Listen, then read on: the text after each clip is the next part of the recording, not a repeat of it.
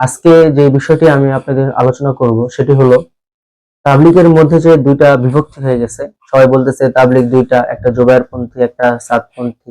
আসলে এই কথাটা সম্পূর্ণ ভুল একটা কথা। আমি সবাইকে বলবো এই ভুল কথা থেকে আপনারা বের হয়ে আসেন। এই ভুল কথা থেকে আপনারা বের হয়ে আসেন। এইখানে হবে একটা জিনিস, সেটা হলো তবলিগ আগেরটাই ছিল। তবলিগ কি হয় নাই, দুইটা ভাগ কখনোই হয় নাই। তবলিগ ওই একটাই ছিল। ওই নিজামুদ্দিনের তবলিগ ছিল, ওই ইলিয়াস সাহেব রহমতুল্লাহ আলাই যে তবলিগ রেখে গেছেন ওইটাই ছিল। এরপরে যে ইউসুফ সাহেব রহমতুল্লাহ আলাই আমির ছিল ওইটাই ছিল। এরপরে যে জুবাইর হাসান সাহেব ছিলেন, এরপরে যে আমাদের আরো তিনজন আমিরে ফাইসাল ছিলেন, এইভাবে যে চলতেছিল ওইভাবেই চলতেছে। এরপরে মাওলানা সাদ সাহেব আমির হয়েছেন এবং তার আমির হওয়ার পরে কিছু লোক মার্কাজ থেকে বের হয়ে গেছে। তাকে আমির হিসেবে পছন্দ হয় নাই, তাদের ভালো লাগে না, এটা স্বাভাবিক ব্যাপার, নাও হইতে পারে। তারা নিজেরা গিয়ে একটা মেহনত শুরু করছেন, এটা তাদের একটা মেহনত। হ্যাঁ, দাওয়াত তাবলীগ এর মেহনতের মতোই তারা মেহনত চালাবে, কারণ তারা তো এই মেহনত করছেন, ওরকমই করতেছেন, কিন্তু এটা দাওয়াত তাবলীগ ওই মূল মেহনত না। আপনারা একটা উদাহরণ দিলে বুঝবেন।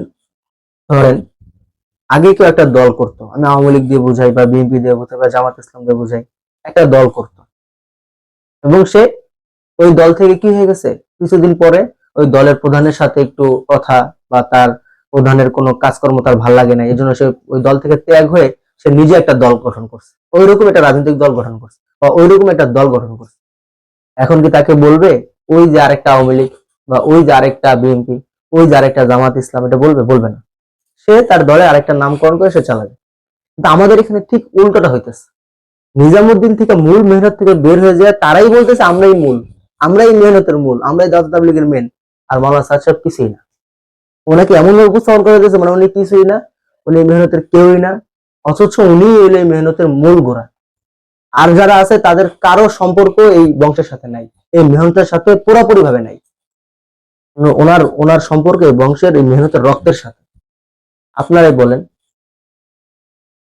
এখন এই মেহনতের মধ্যে যে দুই ভাগ হয়েছে এটাকে বলা যাবে? বলা যাবে না, কখনোই বলা যাবে না। মেহনত থেকে বের হয়ে গেছে, বের হয়ে যায়, তারা মেহনত করতেছে। মূল মেহনত হলো নিজামুদ্দিনের মেহনত চলতেছে, মাওলানা সাদ সাহেবকে আমির মেনে যে চলতেছে, এটাই হলো মূল মেহনত, বলতে হবে।